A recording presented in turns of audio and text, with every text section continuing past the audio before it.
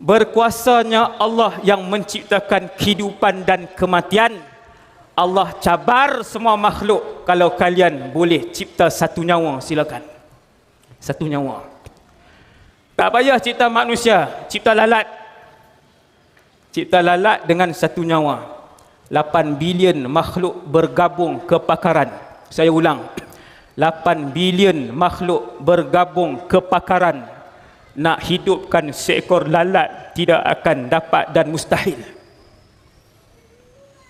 Kerana nak menghidupkan satu lalat, satu nyamuk ataupun satu semut memerlukan satu unsur yang namanya ruh. Ruh itu seluruh makhluk tidak dapat menciptakan ruh. Berkuasanya Allah Subhanahu wa taala. Roh tidak musnah. Roh tidak mati. Yang mati kita.